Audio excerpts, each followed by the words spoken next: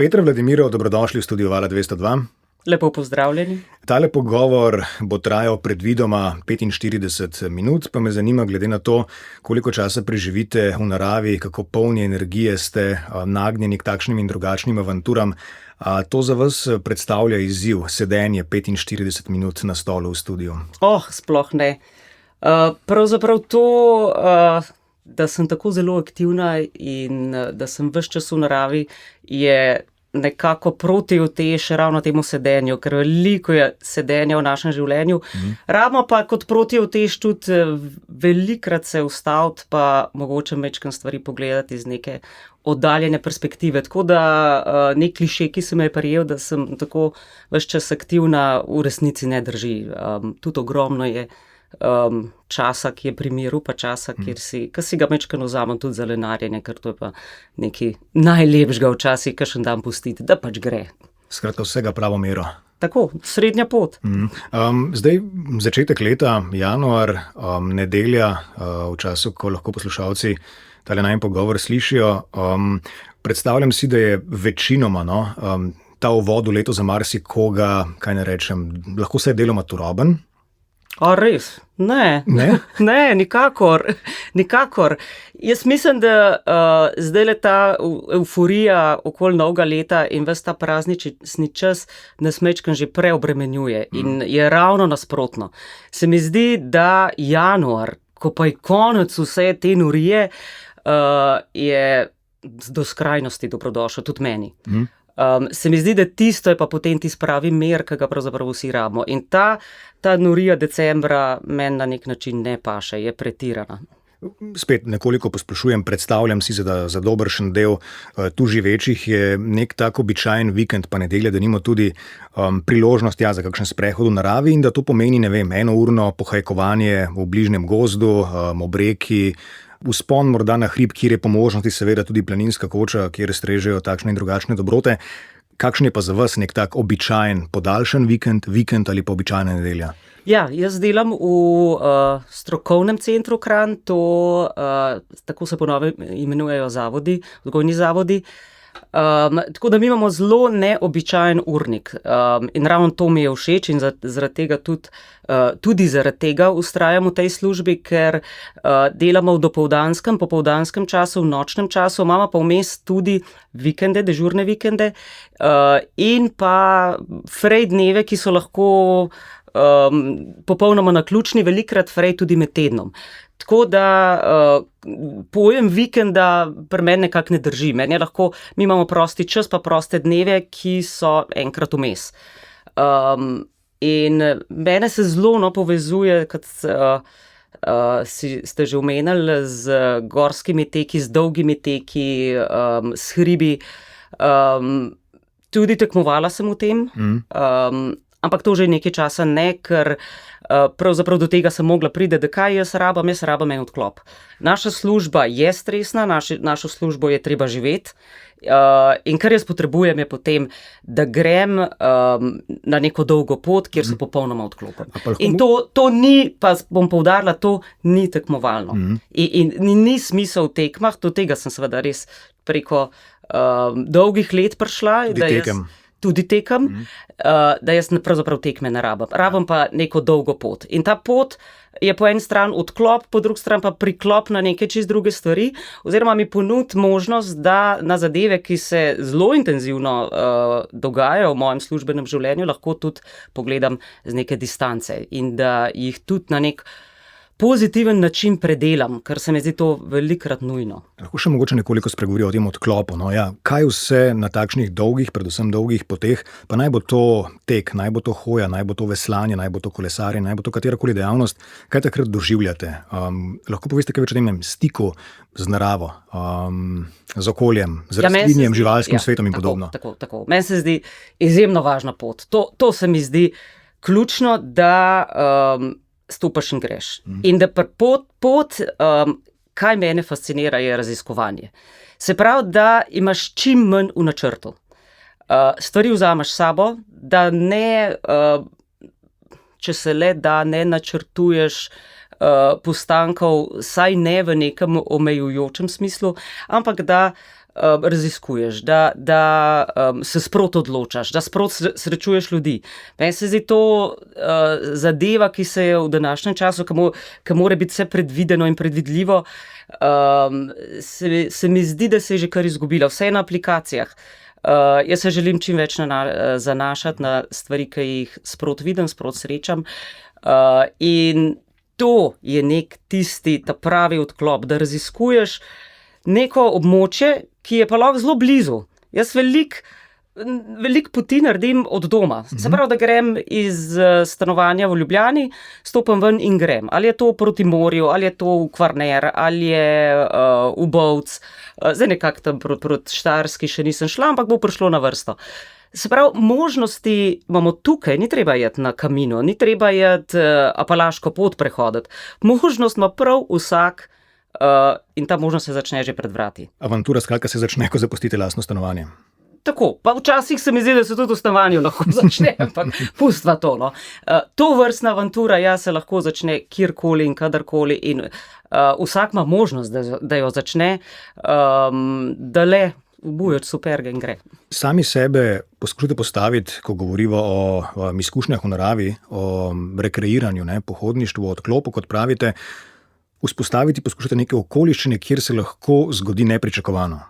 Pa naj bo to interakcija z ljudmi. Tako, zdaj to je majčken odziv mene. Se pravi, meni so všeč stvari, ki so nenačrtovane. Meni je ravno to, da se prepustiš in da si dojemljiv za tisto, kar ti pot prenese. Ravno to je meni všeč. Zdaj, nekateri imajo malo več gotovosti, malo raje vse načrtovano. Zdaj, seveda, to lahko prenese tudi več frustracij, ker če se to ne zgodi, pol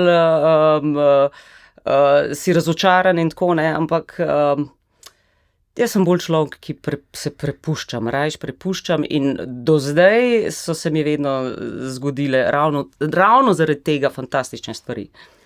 Kaj pa nosite potem s sabo še dolgo časa, tudi v službo, pa v Ljubljano, ko se vrnete v stanovanje, z teh poti nedavno izkušenih, ne govorimo o tekmovanjih, ampak dejansko iz teh pohajkovanj po naravi? A veste, kaj je pomemben, da zdi se mi to distanco, mislim, da je prav nek termin, ki se imenuje, kako je že, eskapizem, pa da pobegneš iz vsakdanjega življenja. Jaz mislim, da to ni čist nujno negativno. Mislim, da ti to da način, da z distance lahko pogledaš na tekoče dogajanje, ker sploh naša služba kot vzgojitelji v stanovanjski skupini smo mi izjemno vpeti v vsakodnevna dogajanja in seveda tudi čustveno. Tukaj se pa majčkeno umakneš in si v miru in majčkeno si stvari se malo postavijo na svoje mesto, fizična aktivnost, hočeš, nočeš, doprinese tudi nek pozitiven pogled na življenje, na svet, že hormonsko ravnovesje se ti v tem smislu vzpostavi. In pri meni se vedno zgodi, da si rečem, saj stvari niso tako težke, saj stvari niso tako grozne, saj so pravzaprav zelo enostavne, ker ravno ta distanca doprinese več nekega osebnega miru, bolj logičnega razmišljanja in to je tisto, kar je meni pomemben. Po drugi strani pa dolge poti seveda pol prinašajo tudi take stvari, da se vse uredi, da z nekim vztrajanjem se v končni fazi vse postavi na svoje mesto. Seveda se to skozi neko tako dolgo hojo človek tudi do tega pride, da je ponavadi na koncu vse okej. Tudi zaradi teh spoznanj, ki jih zdaj orisujete, pa predstavljam si, da tudi zato, ker vendarle časa ni neomejeno in če želite živeti aktiven življenjski slog, si je treba pač izbirati stvari, postavljati prioritete. Česa mogoče ne počnete v življenju? Kaj je, balast, ki ste se mu odpovedali, da bi se lahko, osredotočili na tisto, o čemer najbolj uživate? Hoditi po trgovinah in zato sem zdaj strašen v stiski, ker v tem času se to tako poudarja, postopati po nekih shopping centrih, to mi je izjemno težko, televizijo gledati. To že skoraj ne, čeprav televizijo imam seveda, ampak je že kar nekaj časa ugasnjena, nadaljevanke gledati, nanizanke. Jaz sem fascinirana, kako so ljudje zmožni ure in ure gledati nekaj, ki je narejen za to, da ure in ure gledaš in kako padajo na to finto. In jaz raje niti ne začnem, ker vem, da bi verjetno tudi mene potegnili in seveda hočeš vedno nov naslednji del pogledati, ne, in ne, ampak tega si niti ne dovolim, da bi me kaj takega zvlekli, tako da to so neke take stvari, ki res ne. Ali pa, ker zadnje čase tudi opažam neka nesmiselna druženja, so mi kar precej odvečno, tako se mi zdi, da je kar pomemben izbirati, na kakšen način in s kom se boš družil. In da ni vedno treba iti na neke družabne dogodke, zato ker je pač se to pričakuje in ker je treba. Ne. Dejansko ni treba početi stvari, ki bi jih morali početi. Ja, tudi tukaj sem se že kar omejila, ja. Vendar bi se vrnil nekoliko v zgodovino. Pravite sicer, da tekmovalno, polprofesionalno, če smem temu tako reči, ne tečete več, se ne udeležujete več množičnih tekov, ultratekov, kot morda v preteklosti, pa vendarle bi morda izpostavil, da bodo poslušalci dobili občutek, kaj vse ste tudi na področju tega udejstvovanja aktivnega življenjskega sloga počeli v življenju, tudi napisali seveda knjigo. Nekoč pred leti ste tekli po puščavi v Egiptu. Tekli pomeni pretekli 260 kilometrov v izjemno zahtevnih pogojih, že zato, ker je puščava, dodatno pa zaradi tega, ker neke silne pomoči logistične zraven ni bilo. Tekli ste po zamrznjenem Bajkalskem jezeru, drži, pri približno -15 stopinjah Celzija. Tekli ste v okolici, tudi po pobočjih Elbrusa. Predvsem pa seveda iz tega ste napisali knjigo, pretekli skupaj s partnerko Žano v Andori izjemno preizkušnjo. Dolgo 233 kilometrov, na tej poti pa premagali tudi 20.000 metrov višine. Slabih 100 ur ste potrebovali za to pot. Zgolj za tako vtis, kaj poleg ostalega, česar zdaj nisem omenil, ste izkusili v življenju na tem področju. Nekaj let seveda je že minilo. Odkar ste napisali knjigo, zdaj 5 let, knjigo o tej preizkušnji iz Andore, povezani seveda z vašimi aktivnostmi v takrat vzgojnem zavodu, čemur se bova še posvetila. Kako zdaj z te distance, z te perspektive gledate na tisto obdobje, na te preizkušnje, oziroma če vprašam drugače, kaj od tega še nosite s seboj kot spomin, nostalgijo na lepe in zahtevnejše trenutke, ali pa vas je nemara tudi osebnostno tako izoblikovalo, da brez tega ne bi bili, kar ste v tem trenutku tudi? Težko je reči, da brez teh izkušenj ne bi bila to, kar sem. Jaz mislim, da zaradi tega, ker sem to, kar sem tudi te izkušenj se lotila oziroma teh izzivov. Zdaj, lahko včasih rečem celo, so razlogi zelo banalni. Zakaj sem jaz resnično prenehala z nekimi uradnimi tekmovanji? Ena stvar je, da mislim, da so že dosegli ravno svoje nasprotje in da to niso več avanturistični dogodki, ampak ratujejo tako zelo množični in tako zelo predvidljivi, da so za moje pojme izgubili tisti svoj namen. Jaz sem se jih res lotevala z vidika avanture, zato sva se tudi z Žano, vedno skupaj sva se v glavnem prijavljale na preizkušnje, ki so bile v največji meri samooskrbne. To pomeni, zdaj treba mogoče malo predstaviti ljudem, ki tega ne poznajo, da tega je zdaj ogromno. Včasih tega v Sloveniji sploh bilo, ni pa tudi po svetu je bilo tega bistveno manj. Govorijo o tako imenovanem trail teku. Trail teku in sicer ultra trail teku, se pravi na 50 km in več, potem je 100 km nek tak mejnik in potem še 100 mil in zdaj se tudi že daljše preizkušnje organizirajo. Zdaj te preizkušnje, to pomeni, da je pot trasirana, se pravi označena v naravi, pomeni pa tudi, da so tam kar na 5-10 km postojanke, ki mora biti precej dobro založene, pa potem so še neke tranzitne cone, kjer se tekmovalci lahko spočijo, se pravi, da so to neka večja središča, kjer je lahko tudi dobiš kakšno masažo, tuš, bolj resno hrano in tudi počitek. Zdaj mislim, da z vso to mašinerijo se nekako zgublja smisel. Celo na neki točki sem se vprašala, ker to postaja tudi tako množično, da vprašanje, kakšen vpliv ima na naravo. In ker to si moramo predstavljati, da gre po 1000 ljudi čez neko traso. Zdaj, seveda, se ti, ki organizirajo, trudijo, da ne pustijo nobenih sledi, da se tudi oznake pospravijo, to definitivno se trudijo, ampak čisto iz vidika meni, kaj meni privlačno, je pa to zgubili tisto osnovno privlačnost. To za moje pojme ni več avantura. In tudi takrat, ko smo mi z Žano hodile na vse to, sva si izbirale preizkušnje, kjer si bil v glavnem samooskrben, to se pravi, da si nesel vse stvari, ki si jih potreboval, si nesel seboj. Ampak v intimnem smislu, ne, je bila pa tudi takrat ta izkušnja pač izjemna, ne glede na to logistiko, ki spremlja, na pomisleke, ki jih izražate in na razloge, zakaj tega pravzaprav ne počnete več. V intimnem smislu, o doživljanju te preizkušnje, je bilo pa to izjemno, si predstavljam, doživetje. Ne? Ja, vsekakor. In to je pušča neke odmeve tudi v ta čas danes? Težko rečem pravzaprav. Oziroma res težko rečem, da je celo bolj bom rekla, da sem prišla do tega spoznanja, da tega v taki obliki ne potrebujem. Mogoče celo to, ker so bile te tekme na nek način potrjevanje, da zmorem, ampak na koncu, ko ponavljaš te ekstremne preizkušnje, si pa rečeš, saj nimam si kaj več dokazovati, to je že dokazano, da to zmorem.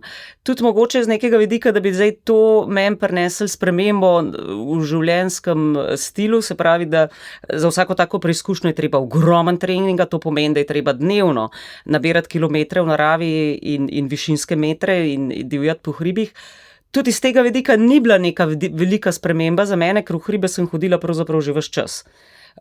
In že ves čas si jaz ta odklop, to protiutež v naravi, privoščim pravzaprav vsakodnevno, če le lahko in kadar lahko. In tako da to ni bila neka taka sprememba, bila je bolj neka epizoda, ki moram reči, mi ni toliko pustila, na vsak način me hočete napeljati na to, da je to meni pustil nekaj. Jaz mislim, da ne, da to je bilo bolj kot nek poizkus. Veliko več je meni pustil neko obdobje, ki pa ni bilo spet tako formalizirano, ampak neko obdobje v času faksa, ko sem jaz sama raziskovala hribe. Jaz sama sem hodila po Himalaji, popolnoma sama. Jaz sama sem potovala po Afriki, sama sem na pik Lenina pravzaprav v nekem smislu samooskrbno smo splezali na 7000 metrov. Ja. Tako. In te stvari so me pa bolj kalile. Tukaj je bilo več tega, kako spoznavati naravo, kako se naučiti v naravi, kolikor se da, predvideti določene situacije. Velikrat, kako v neki naravi, ki je nepredvidljiva, ostati čim bolj varen, kako se odločati, kako teren poznavati, vreme, vse te zadeve meni so veliko več doprinesli te moji čist neki osebni projekti. To vmes je bil pa nek poskus, da preizkusim v tem pravzaprav koliko telo zdrži v neki situaciji, ampak se mi zdi, da to ni neko tako blazno spoznanje, ker pa človeku, ki je trmast, ker jaz sem trmasta, v končni fazi sem videla, da če se neko preizkusno odpravim, bom šla tudi do konca in zdaj to zame ni bilo nekaj tako revolucionarnega, da zdaj pa vem, da zdaj pa zdržim. To sem vedela že prej. Kaj vam je to na poltekmovalno obdobje pustilo? Potem si predstavljam očitno, kar razlagate, predvsem to, da ste spoznali, da tega ne potrebujete in se lahko posvečate bolj sproščenemu pohajkovanju in avanturam v naravi. In raziskovanju. Ne? Ja. In pravzaprav, jaz sem na vse te poti, ki grem, so še vedno ekstremne, še vedno grem 50-60 km na dan, ampak videla sem, da ne rabim jaz na pol kolapsirati, pa halucinacij, pa se stradati do konca, pa ustrajati kljub krvavim žulem, pa ja, tudi vse to lahko bi, ampak nekega smisla v tem pa ne vidim več. Je bila pa kot, kaj mi pa je ostalo, seveda mi je pa ostalo en kup spominov, dogodkov, ki so bili v resnici tudi težki, ampak iz tega pa ostanejo pa zgodbe. No? To se mi zdi pa vsem pomemben in to pa je tisti fajn, tisti dobri vidik, da vstanejo zgodbe, kako je bilo težko, pa kako smo potem to reševali, pa kako smo se zgubljali, pa zafrkancije, ker to so take zgodbe, ki ki so neki intimni spomini, ki mogoče niti niso zgodbe, s katerimi bi fasciniral, ki niso toliko za pripovedovati. Se mi zdi, da še vseeno bolj za pripovedovati so pa te zgodbe. Ja, kako sem šla sama v Himalajo in sem šla v Tibet in sem šla sama na skrivaj peš, potem v Nepal čez ta zelo glasni prelaz Nangpala, ki velja za staro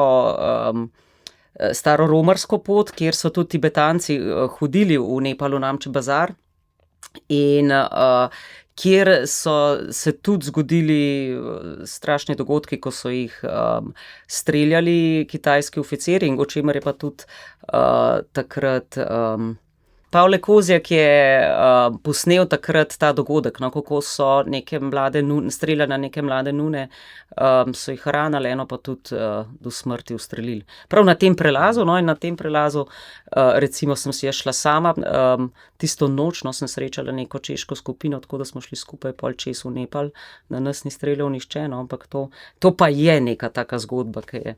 In potem še naprej, kaj smo tam vse prehodili, tam po hribih 6000 v okolici Everesta, sami seveda. To so neke take izkušnje, ali pa Žano, ko smo potovali po Ladaku, pa po Tadžikistanu, pa Kazahstanu. To so bolj stvari, ki so mene zaznavale, pa tudi zdaj, ko grem od doma, recimo peš na Krk, pa srečujem ljudi, pa se odločam za poti, pa. Je to eno vaših ljubših pribežališč? Ja, se mi zdi, da Kvarner je podcenjen, sploh Kvarner, pa naj tako tudi ostane, sploh Kvarner, vam bom zdaj izdala, Kvarner jeseni, pozimi, spomladi, poleti pa ne, poleti je seveda tam turboturizem, ampak v drugih letnih časih je pa to izjemna destinacija, ogromen stezic, kjer lahko združuješ resnično hribe in morje. In tukaj pa nešteti možnosti za raziskovanje, sploh recimo, če omenjam še Gorski Kotar in Velebit zraven, izjemni gozdovi, neokrnjena narava, divjina, medvedi, volkovi, ki jih srečuješ. Ne ustavite se pred izzivi in izziv je lahko nenazadnje tudi to, kako v določenem delu leta poiskati lokacije, kjer ne bo preveč ljudi, kjer bo prijetno tako in drugače. In pravzaprav ste ena redkih, ki jih poznam, da nimo poletja raje preživljate očitno, se pravi naša poletja, v zimah drugih.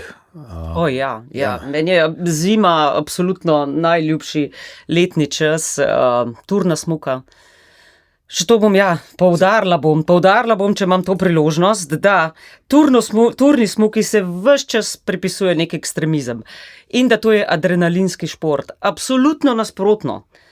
Turna smuka je skrajno pomirjujoča, pravzaprav meditativna in ni lepšega po svežem sneženju potegniti špuro, se reče, se pravi biti prvi, ki gre čez zasneženo pokrajino. To je izjemna meditacija in nikakor ne adrenalinski šport.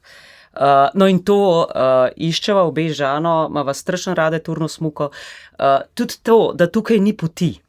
Tukaj zbiraš pot sam in v tem je res neizmeren čar, ko gledaš goro in ko iščeš prehod in sam potegneš pristop, špuro in potem tudi smučaš nekje, ko mogoče še nihče pred tabo ni, ker moram pa tudi reči, da turna smuka je zdaj zelo popularna in da težko najdeš hribe, ki niso posmučani, ampak se da in tudi najdeš v nekih popularnih hribih mogoče 100 metrov levo ali pa desno najdeš nek prehod, ki je še 100-krat boljši, ki ima boljši sneg in v tem je užitek, da nikoli čisto 100% ne veš, kje pot gre in da jo sam ustvarjaš. Zdaj spet nekateri učitajo, pa to je rizično. Jaz moram poudariti, da sem zelo ziheraška in da nikoli ne grem na neke brezglave rizike in točno vem, do kje jaz sežem in kje je tisto, kar pa že ratuje neprijetno. In ravno to hočem reči, da ko stvari zame postajajo adrenalinske, preveč adrenalinske, se pravi, kot čutim neko preveliko vznemirjenost, je to znak, da stvari ne kontroliram več. In tukaj je pa že meja, kjer se pa jaz ustavim in ne grem v to. Tako da zame turna smuka nikakor ni adrenalinska. No in z tega vidika sva tudi letos poletno nekako prvič pa rekle, ja, greva smučat v Čile. Tja sva šle same, sva tudi same naštudirale destinacije smučarske, turno-smučarske. Moram povedati, da Čile za smučanje je izjemno enostavno. Kljub temu, da so to Andi, kljub temu, da tam malo koga srečaš, so stvari res enostavne in izjemno prijazna država, odprta, tako da res priporočam in nisva šle zadnjič. In to, čeprav razumem, pomeni tudi, potujete na način tudi, da kar se da znižate stroške in ena od teh slik, za ilustracijo je, da si sposodite avto, v katerem lahko tudi prespite. Ja, seveda. In spite potem v njihovi zimi, v tisti zimi, v pač kakovostnih spalnih vrečah. Ja, jaz pravim, da ni slabih razmer. Zelo rada imam tudi meglo, dež, seveda sneg. Ni slabih razmer, je nepopolna oprema, tako da z današnjo opremo se da v kakršnih koli vremenskih pogojih in hoditi in biti aktiven in tudi spati. Tako da ja, midve imava stroške minimalne, pa ne zaradi tega, ker si ne bi mogla privoščiti več, predvsem zaradi tega, ker nama je veliko bolj pristna izkušnja prespati nekje v naravi. Sedeti zunaj zvečer, ko je nad tabo zvezdnato nebo, v topli puhovki, si privoščiti kozarc vina, si skuhati večerjo, zjutraj popiti kavo, nekaj izjemnega z razgledom, potem se pravim, tudi nasplošno spati ob zvokih narave, ob zvokih morja. Se mi zdi, da noben hotel ne odtehta tega, pa še nekaj bom rekla, no mogoče je to smešen, ampak v nobeni hotelski sobi ne spim toliko dobro, ker tam je tuja posla, tuja soba, nek avto pa tvoja spalka, pa tvoja ležalka sta ti pa tako domači, da jaz tukaj zagotovo spim najboljše. Žano, večkrat omenjate vaša partnerka, ki ste jo spoznali v Rusiji, v Moskvi, kjer ste preživeli tudi leto dni. Napeljujem na skladbo, ki jo bomo lahko skupaj slišali v nadaljevanju, Zemfira. Kaj lahko poveste o izvajalki? Zemfira je pravzaprav zelo popularna pop-rock glasbenica pravzaprav je iz Ufe, potem pa je v glavnem ustvarjala v Moskvi.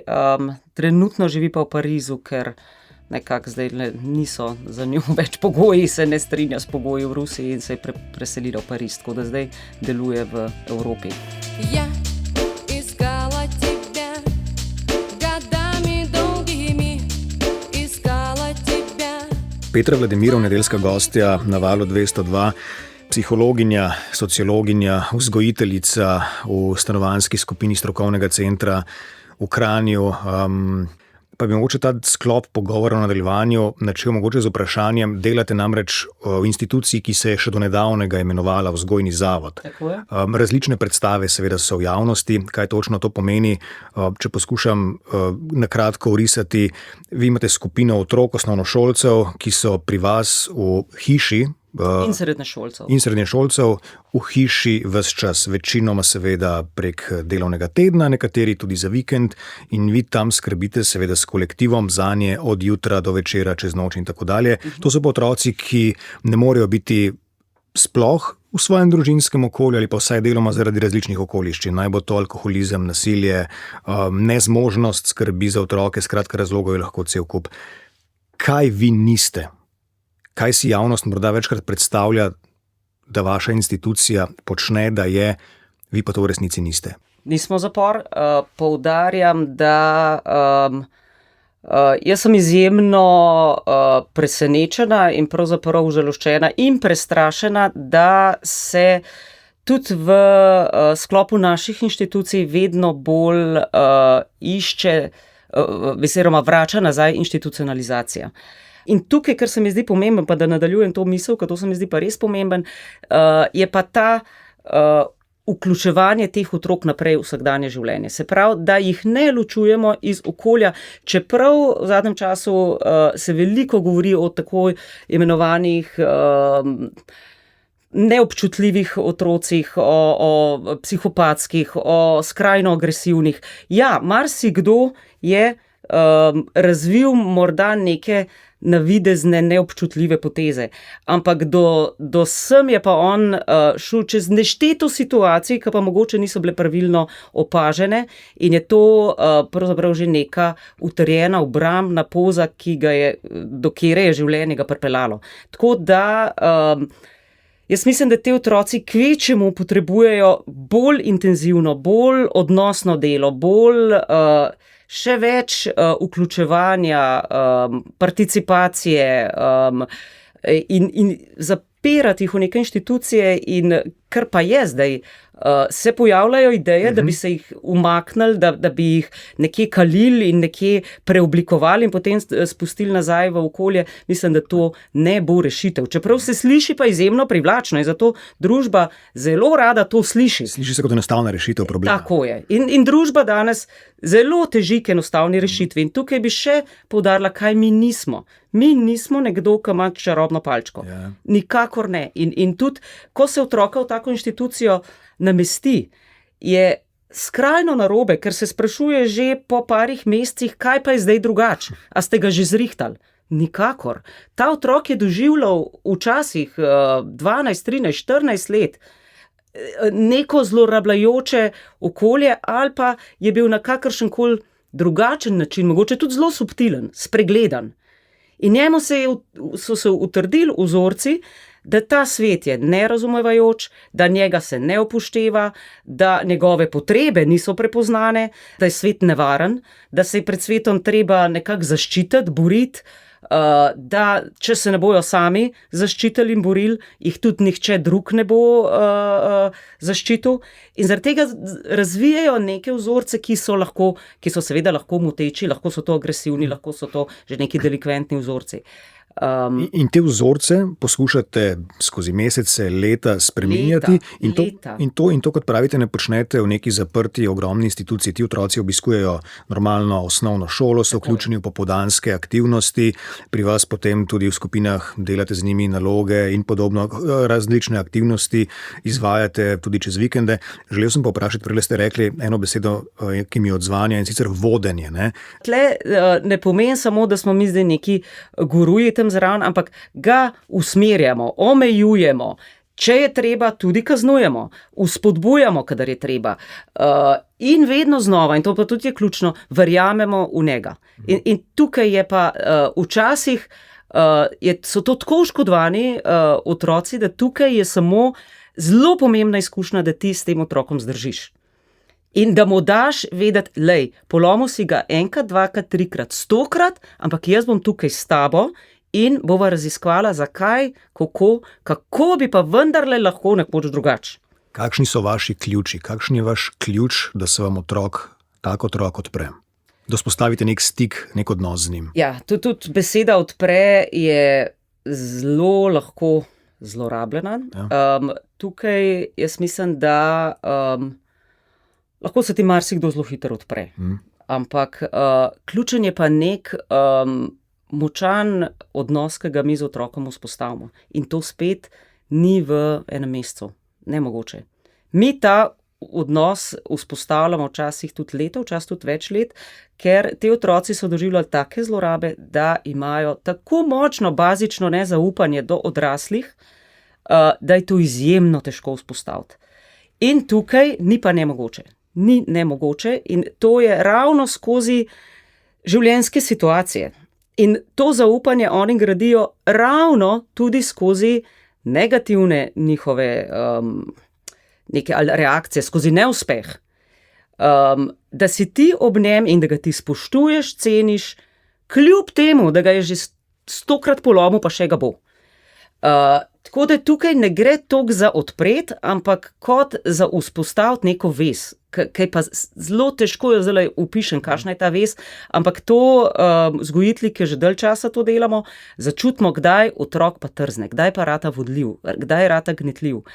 Čeprav, spet poudarjam, ga bo še marsikdaj polomil, ker te stvari so tako utrne na njihove reakcije in tukaj se pa začne potem pa proces na dolge proge. Tako da jaz dolge poti ves čas izvajam. Ali je to v službi ali pa zunaj, ko grem do Krka peš. Tako da to je pa tisto, kjer imamo pa mi izjemno moč. Ko enkrat ta ves je, lahko pa delaš čudeže. Kaj je pri vašem delu, pri vašem profesionalnem delu, kaj je za vas uspeh? Kako ga definirate? Uspeh, da zdržimo. Uspeh je, da s temi otroki, da zdržimo delati majhne korake. To je zame uspeh. In velikrat, še eno vprašanje je, ki ga imam jaz zelo rada, ampak zelo rada ga imam rekel, zaradi tega, ker je tako napačno postavljen, pa toliko odraža današnjo družbo in pojmovanje, sploh delovanja ljudi v družbi. Vedno marsikdo me sprašuje, koliko od vaših otrok pa potem uspe. Jaz najprej rečem, kaj pa je uspeh? Kaj je uspeh? Ja, pa da ima redno službo, pa da je poročen, pa da ima otroke. Pa si jaz rečem, lejte, po teh kriterijih bi bil marsikdo v življenju neuspešen. Ker potem se pa lahko vprašaš, a ga ta služba zadovoljuje, a je srečen v tej službi, a je srečen v odnosih, ki jih ima v družini, a je nujno, da ima otroke, da je to sreča, oziroma tudi, če jih ima, a jih ima na okej način. Tukaj je ogromen nekih stvari, ki so zelo težko, rečemo, to so pa kriteriji. Zakaj jaz rečem, da pri vsakmu otroku je uspeh nekaj drugega? Nekdo, pa se lahko sliši zelo bizarno, nekdo, ki prej ni hodil v šolo, pa ima zdaj že 100 neupravičenih, nek otrok recimo ni hodil v šolo 2-3 leta, ali pa ga je bluzu, pa pride, pa ima 100 neupravičenih. To je uspeh. To je za nas uspeh. Se pravi, da se neko stanje, da vidiš, da se izboljšuje, da neki koraki so. Včasih, lejte, je tudi tako, da je uspeh že to, da ga mi naučimo nekih čisto osnovnih stvari, ki bi nekdo rekel, pa se to bi mogel znati pri 2-3 letih. Ne, on tega ni se naučil, nihče mu ni pokazal, nihče mu ni povedal. Mogoče je uspeh, da nekdo, ki v življenju ni znal povedati nekaj v sebi, se pa začne pogovarjati, pa začne govoriti, jaz pa zdaj takole mislim. Mogoče je nekdo, ki je to so tudi otroci, ki so popolnoma apatični. Včasih je celo uspeh, da znori. A veste, da pokaže nek čustven odziv in je to uspeh in s tem začneš delati. Tako da kaj je uspeh, je blazno težko reči. Uspeh je nek premik iz tiste točke, na kateri otrok pride. Pa mogoče na prvi pogled sploh ne zgleda tako kot nek klasičen uspeh. In tudi to, da, ko ste rekli, vzdržite, da prepoznavate v tem smislu in da obstajajo takšna okolja, kjer ti otroci vendarle živijo drugače, bolje kot pa v domačih okoljih, kjer enostavno te podpore, razumevanja očitno niso imeli, nimajo. Ja, imamo zelo primere, kjer seveda tudi mi, na tem misli smo mi tako ves čas tako prepričani in tako tudi nas zanese, ne? In pri nekem otroku, mladostniku, niti ne opažaš napredka, celo z neko burno adolescenco se kažejo neke vrste nazadovanj. Pa potem delamo skupaj, tudi supervizijsko v timih z našimi psihologi, psihiatri, tudi pri posameznih primerih rečejo, lejte, to je otrok, ki nima na svetu nikogar, ki je imel izkušnjo, da nobenemu odraslemu se ne sme zaupati, ker noben odrasel ob tebi ne zdrži. In to že, da mu vi date izkušnjo, da zdržite skozi vso to navidezno bluzenje, že to boste s tem naredili maksimalno. Vsak dan, ko zdržite, naredite maksimalno. Pa tukaj ne me narobe razume, to se zdaj lahko zelo hitro se lahko to narobe razume, da jih kljub vsemu bluzenju mi to podpiramo in servisiramo, nikakor ne. In to ne bi počeli pri vsakem otroku, ampak pri kakšnem pa ravno to, da kljub temu vztrajamo, seveda mu povemo, tle si ga spet polomil, seveda neke posledice, vsakič znova so neke posledice, ampak kar se mi zdi ključno pa raziskovati, neštetokrat raziskovati, zakaj do tega pride in probati temu otroku pa le nekako vzbuditi moč, da bo začel delati drugače. In tukaj se mi zdi, da moramo ostati pa zagrizeni optimisti in v resnici že kar na nek način verski fanatiki. No. In to je meni enkrat ena punca rekla, je rekla, prmejduš, vas, vi tako verjamete v nas, da mi ne moramo drugače delati, kot da začnemo izpolnjevati tisto, v kar verjamete. In to, se pravi, sliši se mogoče že majčkeno utopično, ampak se mi zdi, da je to pa srž nekako našega dela, če ga upravljaš s srcem, da verjameš do neskončnosti in vedno znova poskušaš nekaj spremeniti in nekaj narediti. In mislim, da neko sled pa pustiš. In verjamete tako zelo, da jih vsako leto, zdaj že nekaj let, poleti odpeljete peš od Kranja do slovenske obale, o čemer bova govorila v nadaljevanju. Najprej pa, kje so tiste stezice?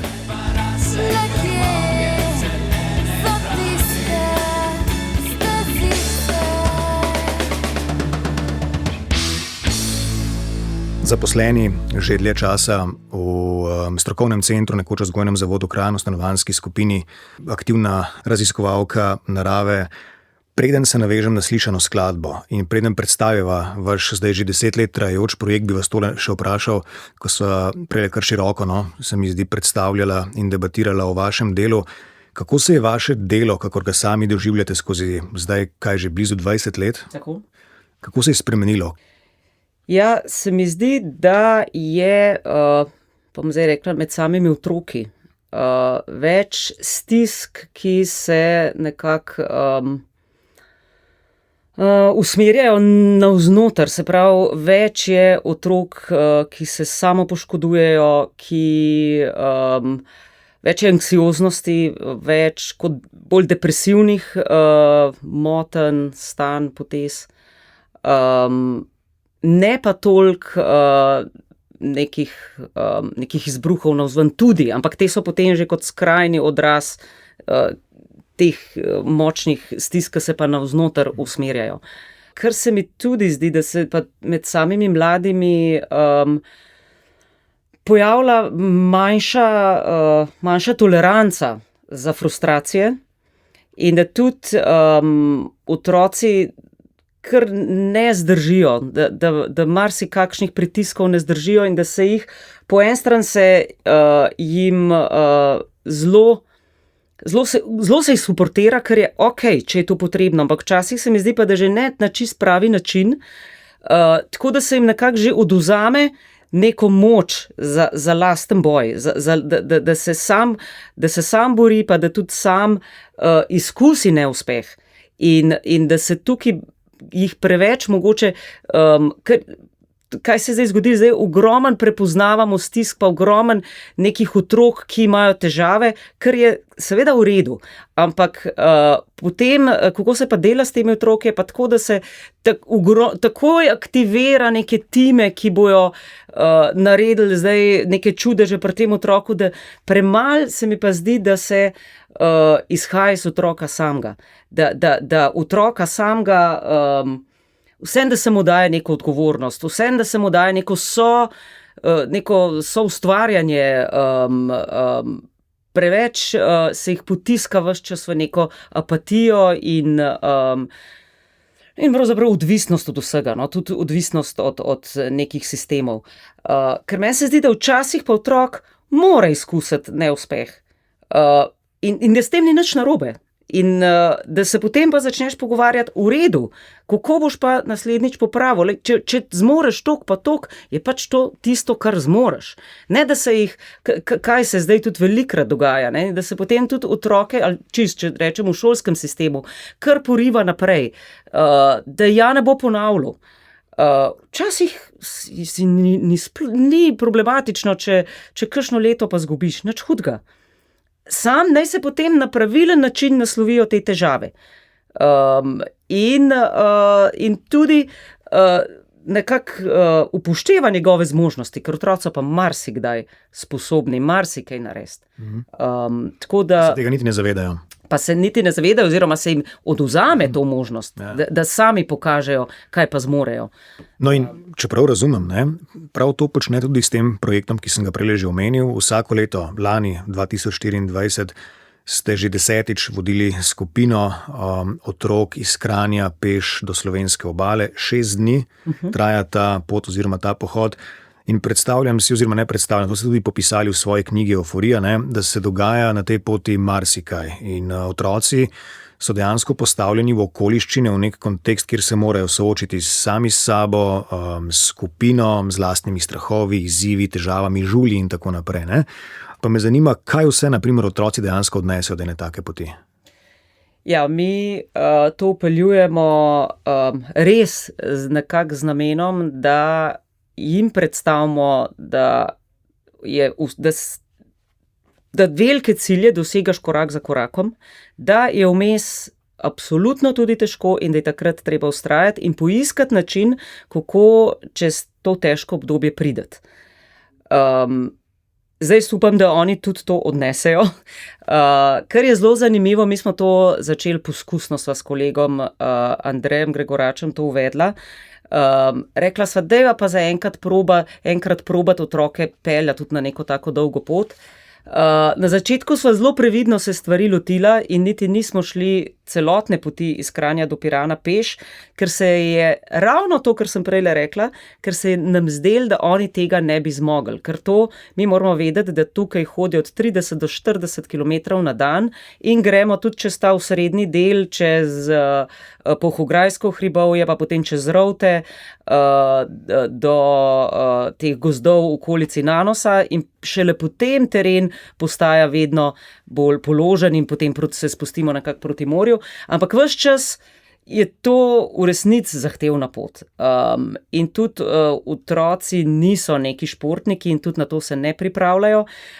Včasih tudi rečem, da mogoče bolj, da se ne pripravljajo, ker pa bi videli, kaj jih čaka, pa pol ne bi šel.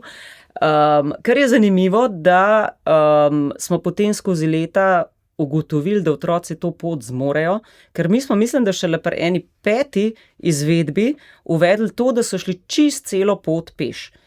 Vmes smo jih pa nekaj vozili in potem smo se enkrat upali pa probati pa reči, dajmo jih celo pot pustiti, ker je res težko. 3. dan je etapa, ki ima preko 40 km, 3. dan že tako si utrujen, nabere se muskelfiber, žulji, vse sorte težave se pojavijo, tudi mogoče težave z vztrajnostjo, zdi se jim, da tega nikoli ne bo konc, da je vse brez veze, tako da upad motivacije nekako se pojavi.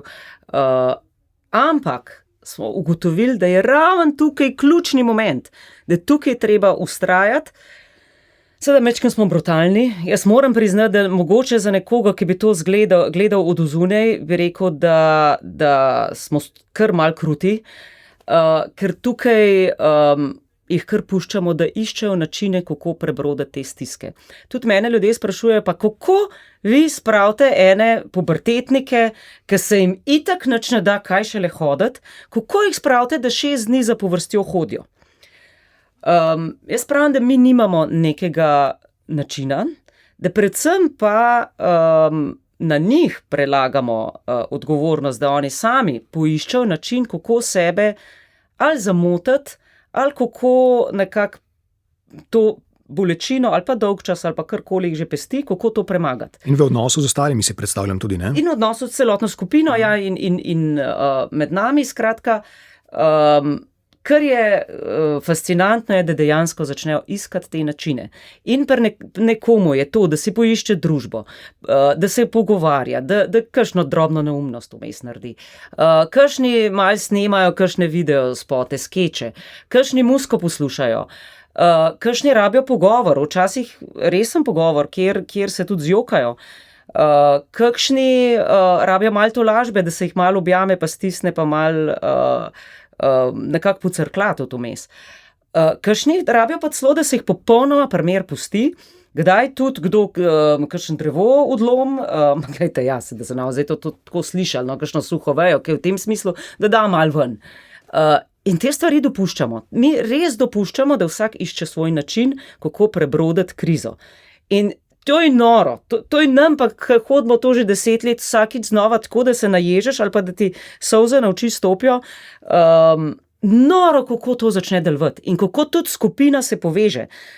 Mi moramo vedeti, da so to otroci s čustvenimi, vedenjskimi težavami, ki so praviloma precej konfliktni. Sploh v nekih skupincah hitro nastanejo težave. Niso kompatibilni en z drugim. Tako. Zmeri je kaj vroče krvi med njimi. Tukaj nikoli. Nikoli tukaj se neverjetno povežejo in tudi zaradi tega vedno znova eni in isti na to hodijo. Tako da zdaj se je že zgodilo tako, na začetku smo jih mi mogli nekako novačiti v teh različnih skupinah v okviru našega strokovnega centra, zdaj se pa že grebejo, da bojo na to šli, tisti, ki so že bili, pa tudi drugi slišijo, koliko je to fino. In želijo jeti zraven. Tako da zdaj moramo pa že selekcijo skoraj malo delati, kdo gre z nami. Po prehojenih približno 180 kilometrih, premaganih približno 2000 višinskih metrih, denimo, ne, jih najbrž preveva, si predstavljam, tudi nek ponos na koncu in tudi deležni so kakšnega pripoznanja, ne samo z vaše strani. Zasledil sem tudi zgodbo, denimo, enega dečka, ki je bil deležen aplavza, če se ne motim, v svojem razredu v osnovni šoli. Ja, zdaj... Kar se meni zdi pomemben tudi je, da te otroci dobijo priznanje za stvari, ki so okej. Velikrat se oni že sistem v svojem življenju naredijo, da dobivajo priznanja za traparije. Ali pa pozornost, če že ne ravno priznanje.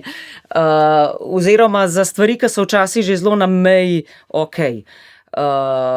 Oziroma tudi že zelo sporne. Tako da jaz jih pa želim. In namenoma tudi vabim javnost, dajte nas prepoznati, dajte nas pohvaliti. Zato, da otroci vidijo, meni so čestitali za tole.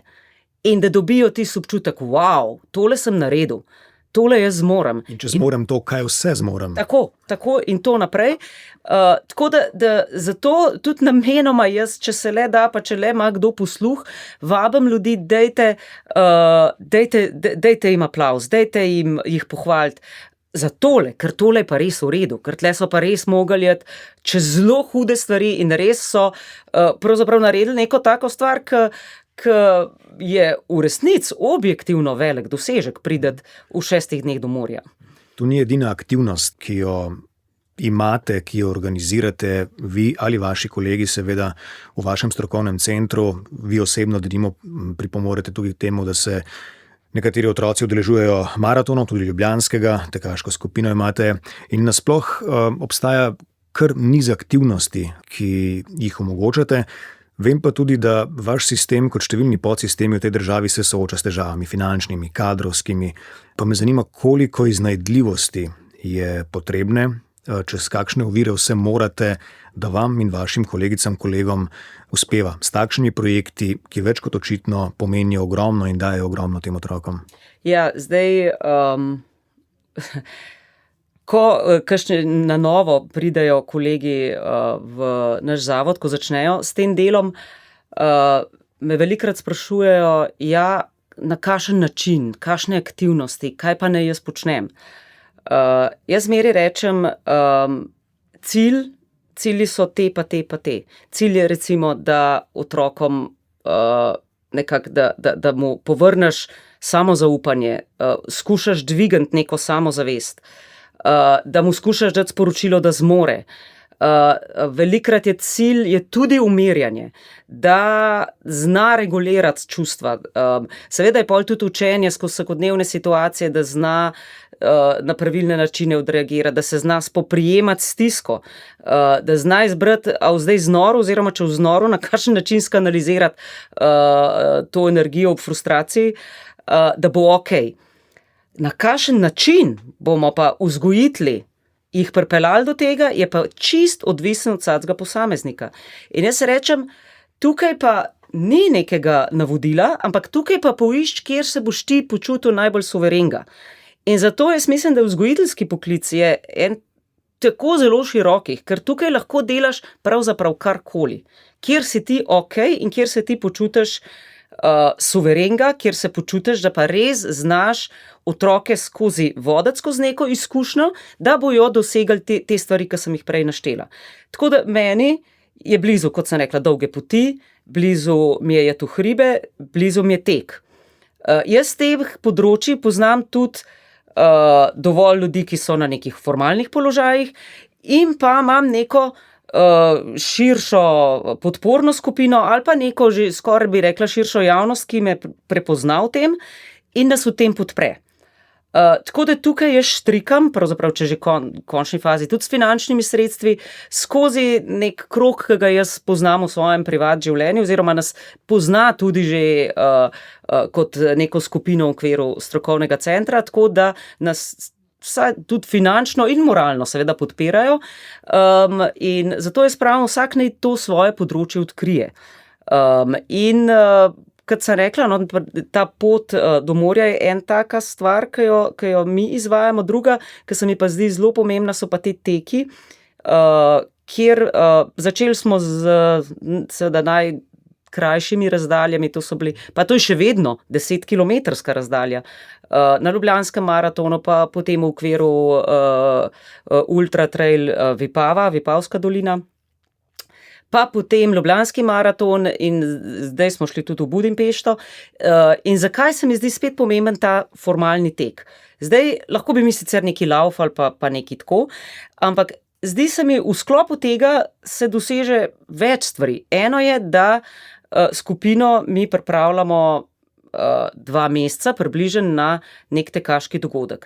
Da se vzpostavi neka rutina, se pravi, mi gremo 2-krat na teden teč, pa to ne pomeni, da jaz zdaj tam težim, pa da je to zdaj res nek profesionalni trening, delč od tega, ker tudi jaz pojma nimam o profesionalnih treningih, ampak smisel je, da se jim vzpostavi neko rutino, da se v vsakršnem vremenu, tudi v dežju, tudi če je vroče, tudi če se ti kdaj ne da, tudi če si tečen, da se skupinica dobi in da gre odlaufat neki po planu. Včasih sploh ni toliko nujno tisti tek, to sploh ni toliko važen. Bolj je važna ta rednost, pa to, da se potem tam velikrat se tudi pogovarjamo, debatiramo, velikrat je kdo zoprn, pa v resnici rečemo, ok, kva se ti je zgodilo, pa daj povej, in se prav na tekih zgodijo, oziroma na teh treningih, neverjetni pogovori, ki se mogoče nekje v pisarni nikoli ne bi. To, pa je pa še ta, zakaj pa zdaj gremo potem na nek formalni tek, je pa ta dodatek, kot sem prej rekla, ki se mi zdi zelo pomemben, to, da oni doživijo, kako je to preteči v cilj. Ta feeling. Zato, ker tem otrokom, marsikomu manjka vztrajnosti. Marsikomu manjka, da bi stvari pripeljali do konca. To je pa pravzaprav res en tak simbolni moment, ko on pride v cilj in manjka jim to, da jim ljudje ploskajo. Tukaj so pa tisti moment oni zmagovalci in množica jih pozdravlja, napovejo jih, medaljo dobijo. To se mi zdi tako zelo pomemben, da ta moment doživijo. In zato se mi tudi zdi tako zelo fajn, da vsaj v slovenskem prostoru imamo mi te tekme sponzorirane od strani organizatorjev. Tako zdaj, vmes smo šli v Budimpešto, ti smo mogli zbirati donatorska sredstva, ampak ravno to tudi, ne, da otrokom, zakaj v Budimpešto? Zato, da smo jim pokazali, prvič je še malo, tudi jaz rada otroke vozim v mesta, v neka druga okolja, pa spet ne zato, da bi se šli nek luksus, ampak zaradi širine. Zato, da oni prepoznavajo, da svet ni sam tlele Krampa Ljubljana, pa mogoče 3 ulice, ampak kaj vse je ta svet. In kaj se vse na svetu dogaja in kakšne obraze srečuješ in kako se obnašati v končni fazi v neki taki sredini, kako je tu neko gostilno, kako hrano naročiti v tujem jeziku. To je vse izjemna izkušnja. To ni razvajanje, to je izkušnja. In tudi to, da jim tek upelješ v nek drug prostor, da se oni lahko v tujini izkažejo in pridejo skozi cilj. To se mi zdi blazno pomemben.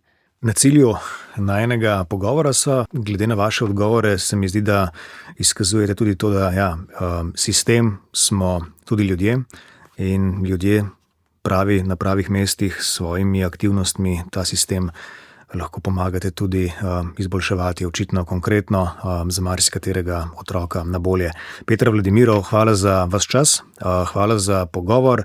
Želim vam še, kaj naj rečem, veliko uspehov pri profesionalnem delu, veliko doživeti v naravi, kjerkoli seveda in pa srečno v letu 2025 na vseh področjih. Hvala lepa, hvala vam in hvala poslušalcem.